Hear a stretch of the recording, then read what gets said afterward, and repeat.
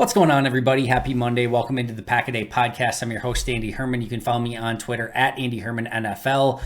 Let's kick things off today with the Super Bowl, of course. Hope you enjoyed the game. It was one of the all-time great Super Bowls, in my opinion, up until a very controversial ending, which may have left you feeling one way or another, depending on where your stance was and what happened at the end with the holding penalty. What does Matt LaFleur so eloquently say and so often say? Football is an imperfect game, and it's 1,000,000% true. It is imperfect from a player standpoint. It is imperfect from a ruling standpoint. What is a catch? What isn't a catch? It is imperfect from a refereeing standpoint. And we try to put in all of these rubber bumpers to try to be able to review plays and get things right on the field and make it so that there's not as much controversy. But ultimately, what ends up happening is that in huge moments, these plays that could go one way or the other ultimately end up being extremely controversial and really, having everyone have a very strong opinion on what happened. And to some extent, that's what makes sports great, right? The human element and what can happen in any given moment. But I don't think anybody wanted to see a game really come down of this magnitude, really ever, but of this magnitude, a Super Bowl, which, like I said, had the opportunity to be one of the all-time great Super Bowls. You had the tie game. The Eagles just had the touchdown and the 2-point conversion to tie it. And Mahomes is driving down. And you've got this third down, and they're probably going to kick a field goal to take the lead. And the Eagles are going to have a chance to have a rebuttal. We're looking at possibly going into overtime. Like, it just had the opportunity to be an all-time epic game. And then it just sort of fizzles because you have the holding penalty. And then, the Eagles are willing to let them score. They slide down at the 1-yard line. They kick the field goal. It's anticlimactic. And that's it, right? And we're all deprived of basically a phenomenal ending of a game. And instead, it's just like, it's the easiest field goal known to man. Unless you're Blair Walsh and the Minnesota Vikings, got to, give the dagger to Vikings fans any chance you can. I think it was Blair Walsh. Correct me if I'm wrong. But unless it's that situation, you're making that field goal like 1,000 times out of 1,000, right? And like I said, it just kind of takes the air out of the entire situation. Now, let's go over a couple things really quick here. The first is that if you are like me and did not like the call being called in that situation, it's a little bit tougher to stand on the ground, stand on those grounds when James Bradberry, the corner, said, quote, "I pulled on his jersey. They called it. I was hoping they would let it ride." Referee Carl Sheffer says it was a clear case of a jersey grab that caused restriction. And Juju Smith-Schuster in his post-game press conference basically said that it should have been a penalty as well. So here's kind of where I lay on the entire situation. Let me start by saying very clearly, I thought the Chiefs were the better team on this day. I don't know that they're necessarily the better team overall. If you play that game, 100 times, I think it's really close. But I think they were the better team on Sunday. I think the right team won the game. I don't think this is a situation where the referees just completely screwed over the Philadelphia Eagles. I just think we got screwed out of a potential amazing ending is kind of more of my stance on it. But like I said, I thought the Chiefs ultimately won the game. I thought the Eagles really collapsed, especially defensively in the second half. We'll talk about more on that in just a moment. So I don't think this is a situation where the Eagles had the game, the refs called the penalty, and it handed the game to the Chiefs. I don't think it was that.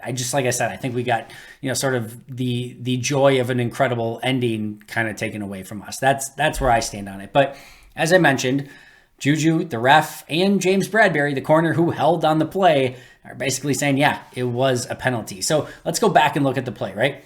It was a whip route by Juju, and it was a well-run route, right? He's going inside. Bradberry's going inside. He whips back to the outside, and then he brings it back upfield at the end. I'm not positive on that play. If it was designed to whip back up, I think it probably was, or if he was just going to run the whip to the outside and then take it up if the initial route wasn't open.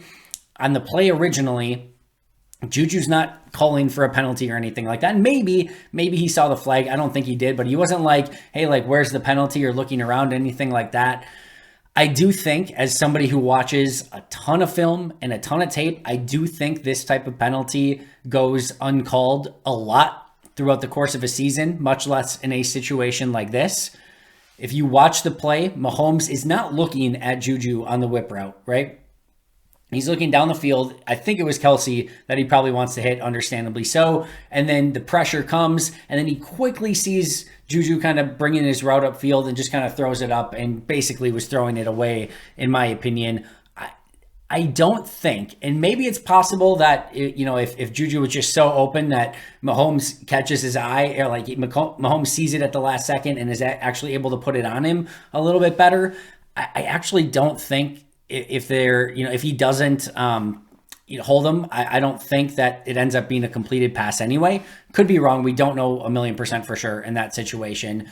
Like I said, Juju wasn't looking for a flag. Mahomes gets pressured on it. It wasn't his initial read.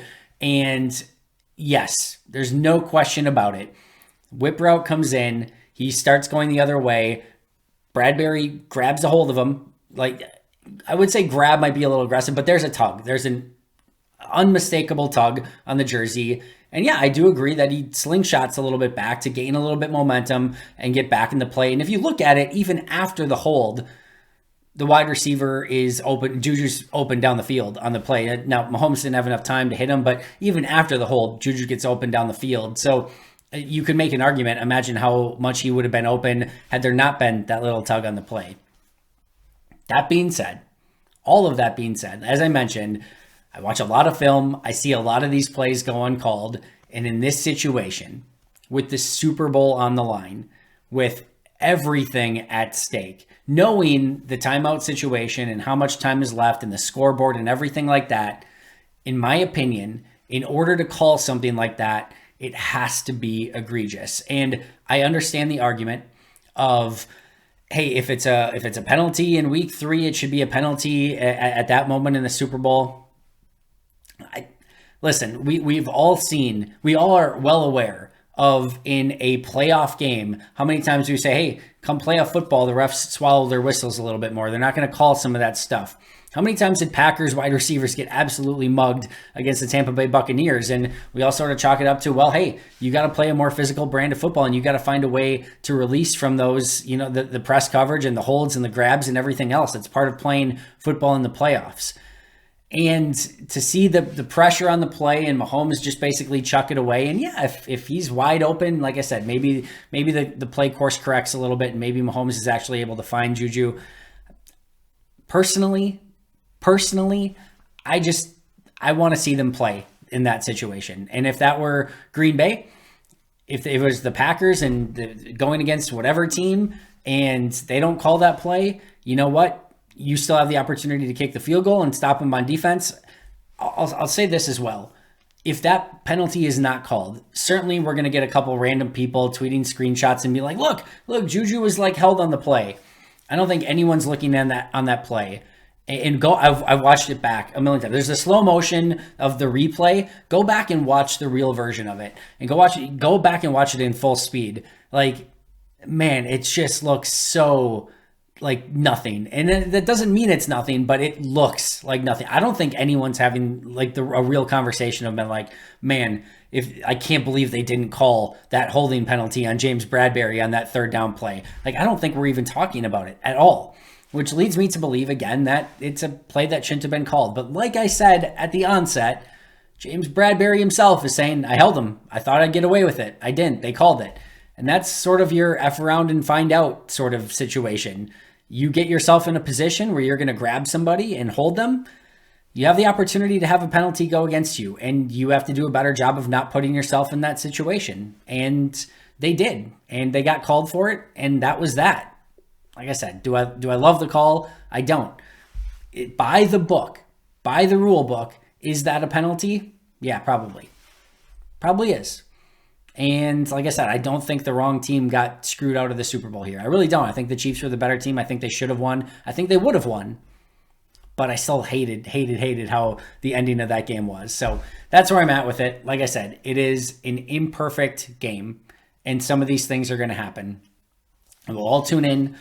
The first Packers preseason game and family night in training camp, and the first Thursday night football game of next year. And it's just that's the entire pageantry of the NFL and of football, is things can go in a million different directions, and you're never quite sure what direction it's going to go in. And every play has meaning. There's only 17 games in a season, and every playoff game is a win and you're in. Every championship game has so much at stake because everyone in the world is watching. It's what makes football so incredible. And these conversations that we have after these games, because there's so much at stake and we've all put so much into the entire season and we just want to see it end on the field, it's not always perfect. It's an imperfect game. These things happen. And like I said, if it's me, and I'll just add one thing really quick, and not that me refereeing youth soccer is anything like refereeing an NFL game, but one of the things I was constantly cognizant of is when I was refereeing soccer is if you allow a penalty kick, you're awarding a goal more often than not. Like you are awarding a goal to the team, and more often than not, when you allow a goal or award a goal in soccer, like that's going to flip the game. Like you're potentially handing the other team a win. I was constantly cognizant of like what a penalty in what situation would do in, if it was called. Like you have to have that wherewithal. And again, just knowing that everything is on the line in that situation, man, I just would have loved to see them make that, have that be a play on in that situation. Because again, I've seen that holding penalty, especially in playoff games, 1,000 times over, and have it not be called, or at least there's inconsistency on that play, right? There's inconsistency with those type of holding penalties. We don't see them always called. Sometimes they're let go, sometimes they call them. And in that situation, with the Super Bowl on the line, that to me is one that you just sort of let play out and let whatever happens happen instead of calling the penalty and basically giving the game at that point to the Chiefs. Like I said, they deserved that game, so it is what it is. But I don't know. I'm interested in your comments. I really, really am, of what you think. And I don't think there's going to be a perfect situation here for the rule followers in the world. And this is why like our uniquenesses are what make us different, right? For the rule followers in the world, hey, don't put your hands on them. You're not going to get yourself in that situation. They're not going to call a penalty and you're good to go. Don't put your hands on them. Don't put yourself in a situation to get called and you're fine, right? The other one, for me, more of a rule breaker. I'm more like, hey, like everyone's doing that stuff and it could be called on any given play and you're going to really call it in that situation. Like everyone's breaking the rules at almost every point in a game like that. And that's the time you're actually going to call it. And by the way, there was less than 50 penalty yards in that entire game. So it's not like this was a game where like there's just flags everywhere and everything's being called. And you're like, all right, I got to make sure I don't touch them. Last thing I'll say. And with that in mind, NFL players learn, right? NFL players are smart. And while Bradbury can say, yeah, I held him. I thought I'd get away with it. That's exactly what he thought. He thought, yeah, I held him and I thought I was going to get away with it. And the reason that he thought that is because in those situations, we've seen the referees swallow their whistles more than not. This is a game where there was a lot of physical play, where a lot of stuff didn't get called, less than 50 yards of penalties in the entire game, including that play. So when you see that throughout the course of the NFL, where referees swallow their whistles in playoff games and in Super Bowls and in those big moments more often than not, and in a game where they basically didn't call much of anything at all, yeah, as a corner, guess what? You're making some gambles sometimes of like, hey, like I know what I can get away with and I know what I can't. When I'm scouting offensive linemen, one of the things I love is like if I see a hold every now and again by an offensive lineman, but it's a smart hold, meaning like they know what they can get away with and they know what they can't. That's something I grade up on an offensive lineman, of like knowing what you can get away with in the NFL. Like David Bakhtiari is phenomenal. Like we see these offensive tackles that get the little bit of like a millisecond head start and everyone wants the penalty. They know what they can get away with. NFL players are insanely smart players and they know what they can get away with. And that is a play, in my opinion, more often than not, you get away with. And that's why, like, kudos to James Bradbury for saying, yeah, I held him. I thought I was going to get away with it. I think you should have. All right. I'm done. I'm off my soapbox. Sorry for going on for 14 minutes, but it's like a major play. Other stuff that happened in that game that I want to go over.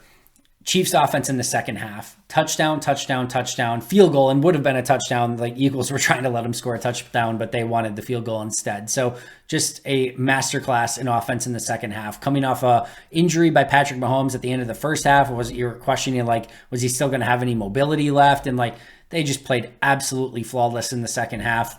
I thought Jalen Hurts was incredible in this game. Some key third down conversions, some huge passes, some huge runs.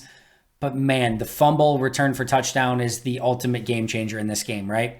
Maybe the Eagles punt away in that situation, and the Chiefs go down and score a touchdown anyway. But that is a massive, massive swing, and you're just gifting the Chiefs 7 points in a game where every single thing mattered to a great extent. And the other thing too here is the Eagles had a 10-point lead at halftime. And this is an Eagles defense that I just talked about yesterday, how talented they are, how physical they are, how much pressure they get. I talked about yesterday, this was going to, like, the number one thing I was watching in this game was how the Chiefs offensive line was playing against the Eagles defensive front. And the Chiefs dominated that matchup. The Chiefs offensive line went out and played the game of their lives and kept Patrick Mahomes clean for the vast majority of the day. And that Eagles defensive line struggled to stop the run. They struggled to get pressure. And the Chiefs offensive line just beat, in my opinion, the best defensive front in football for 4 quarters and gave the Chiefs an opportunity to not an opportunity to win the game, but that they won the game. And that to me was the massive difference. And again, you getting touchdown, field goal in the second half against that Eagles defense, and you needed every one of those points. What an amazing performance by the Chiefs offensive line. We're not going to talk about, as a fan, or an NFL fan base, we're not going to talk about offensive lines being the MVP of a game. To me, the offensive line for the Chiefs was the MVP of that game. Like, it's 5 of them, I get it, but like, they don't win that game if the Eagles defensive line takes over like they usually do. Chiefs offensive line deserves so much credit. Travis Kelce had another amazing performance. I thought Isaiah Pacheco had a really nice game, including taking one of the biggest hits in Super Bowl history from Chauncey Gardner-Johnson and somehow being back in the game a couple plays later, and then took like another decent hit as well. And then the last thing I'll say is I thought Andy Reid painted an absolute masterpiece in this game. And you talk about a coach that was maligned in Philadelphia, couldn't win the Super Bowl, a lot of NFC championship games. Him and Patrick Mahomes, talk about a match made in heaven, but the routes to get the wide receivers wide open in the red zone in the second half, with Tony and I think was it Smith-Schuster on the other one, just beautiful, beautiful stuff. And this is an offense that we saw against the Texans. I don't even know. What was that, 19? Was it 19 or 20? Might have been 20 right before or it was the 19 season, I think, right before the pandemic. But where they came back against the Texans by, I don't know, like 20 some points down.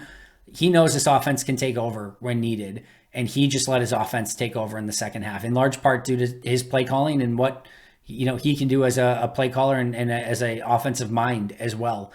I just thought it was an absolute masterclass by Andy Reid. He and that offense just took over the game and said, we're not losing this. And Patrick Mahomes, Andy Reid, the entire group of wide receivers, Pacheco, that Chiefs offensive line, that was the difference. They said, we're going to go out and win this game, and they just did. They just outplayed the really, really phenomenal Eagles defense in the second half and just made them look like, they made the Eagles defense look like it was a complete run-of-the-mill, average, below average defense. That's how good Mahomes and Reid were. But I like I said, I thought Andy Reid absolutely painted a masterpiece in this game and just solidified even more his future status as a Hall of Fame head coach. What a beautiful job by Andy Reid in this game. The last thing I'll say about the game, I thought the field conditions were terrible, and that's unacceptable by the NFL. Like, you want to talk about competitive balance and you want to talk about player safety, you cannot have a Super Bowl that the field is that bad. And I joked, I'm like, oh, the Packer fans must have watered the middle of the field again. If you remember Vikings complaints when the Packers field was a little bit slick. When the Packers field is a little bit slick because they play in 20-degree weather and there's some condensation and stuff like that, that's a little bit different than when you're playing in 78-degree Arizona and there's no reason for your field. The reason, a lot of it was because of all the paint on the field. Like, that stuff just cannot happen in a game of that magnitude. You have to have a better situation and setup so that players aren't slipping all over the field, because it just makes a worse brand of football. And that, like I said, that stuff just can't happen. So it was equal for both sides. It didn't change things for either team, but you just want to see a field that's good and it is like holding up and not having people falling and slipping everywhere at any given moment. So that was a little bit disappointing as well. All right, main topic, but the Super Bowl is probably a huge topic here too. But we had 2 new Aaron Rodgers reports on Sunday. The first was by Rappaport and Pelissero from NFL Network. And it's the first thing is it said that Aaron Rodgers is starting his retreat on Monday. So as you're listening to this, it sounds like he's starting his retreat. So, good that I guess that he's getting it done, and maybe we'll know a little bit sooner rather than later. Time will tell. But the big news from this is that sources say the Packers are open to working with the 4-time AP NFL MVP on a trade. That was the quote. Sources say the Packers are open to working with the 4-time AP NFL MVP on a trade. Also said, quote, if Rodgers wants to stay in Green Bay and is fully bought in, the Packers would want him back. And then it later said that the relationship between the Packers and Rodgers remains positive. So this is very interesting to me for a couple of reasons. It opens with they're open to trading him if Rodgers is open to, or if Rodgers ultimately wants a trade. It also says that they are open to bringing him back if he's fully bought in and he wants to stay in Green Bay. So this to me reads as a couple things. That this is a source that is close with the Packers, not a source that's close with Rodgers. See, this reads as a source that's close with the Packers. It is saying that the Packers, if Rodgers wants to come back and is all in, the Packers are interested in that. If he wants to trade, they are open to trading him as well. It's the second time now that Rodgers mentioned earlier, like, hey, if they want to trade, or if we get to that point, like, he's open to it, he's okay with it, he's come to terms with it, and now the Packers are saying, like, hey, we've kind of come to terms with it as well. If Rodgers wants a trade, we'll work out a trade. That's somewhat telling to me, mostly because I'm sure that's kind of not what Rodgers wants to hear, right? Although he did get the second part of saying if he's fully bought in, the Packers would want him back. Now, Rodgers might take a slight offense to that, of saying, like, if I'm fully bought in, well, of course, if I come back, I'm fully bought in. Like, what does that even mean? To me, and this is just me reading between the lines and reading the tea leaves, so take it for what it's will, and I hate this stuff. I would rather just break down some third-string fullback rather than trying to guess what people are meaning in a sourced report from NFL Network. But to me, this is like potentially at least positioning by the Packers, saying like, hey, if Rodgers wants to come back and is all in, we want him back. And if he wants to be traded, we'll work with him on that as well. We're the good guys. We're the Green Bay Packers. Like, we're cool with whatever. It sounds great, right? All right, if Rodgers wants back and he's all in, we're going to take him back and we'll give him that opportunity. But what we know as fans what Rodgers wants, right? He wants all in. He wants, we're going to go win a Super Bowl. And if the Packers are saying to Aaron, and again, I don't know that this is a fact, I don't know that this is true. If the Packers are saying to Aaron, yeah, it's kind of going to be business as usual. We don't have a lot of money to spend. We're not going to, just rip every Band-Aid so that we can open up a bunch of salary cap space. It's going to maybe be a slight reboot where we're going to lose a lot of the guys. We're going to probably lose a Randall Cobb and Alan Lazard, and we've got some tough decisions to make with some other players. And meanwhile, we'll maybe get a small veteran here or there, but mostly this is going to be just building back up through the draft. If Aaron hears that, he's going to say, all right, well, it's great that you want me back, and I appreciate that, but we can't win a Super Bowl with that. And you know that, and you know we need to go all in. So where are we at, right? So that's kind of how and again, just hypothetically, right?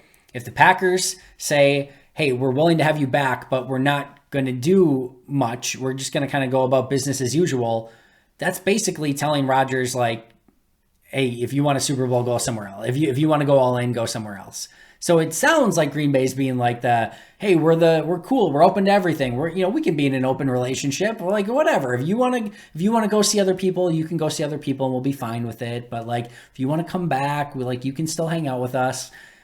That to me is kind of what it seems like. But if on the back end Green Bay's like, hey, we're not going to really do much, then you're basically telling Rodgers, you're going to have to be the one that demands a trade, and then Green Bay can kind of just wipe their hands and say, see, like, we were fine with him coming back, but he was the one who requested a trade. And maybe Green Bay doesn't care about any of that. Maybe it just is what it is, and like they are saying, like, hey, if he's all in, we're good to having him back, and if he wants to be traded, we'll trade him, and maybe they're just along for the ride. That seems a little odd to me, and if that is the case, that's probably not okay. I don't want the front office being like, whatever Aaron wants. Like, I want the front office to be like, what's best for the Green Bay Packers? And if they think that's Aaron being back, then by all means, then like go fight for Aaron. Like, if you're Brian Gutekunst, right? If you're the GM of the Packers, you have to have a feel. It can't just be whatever Aaron wants. That's not good enough. It has to be either we think Aaron gives us the best opportunity to win, in which case go and convince him of that. If that's what you think, and you know where I stand on it, but if that's what you think, if you think Aaron gives you the best opportunity to win, then go fight for that. Go make that happen.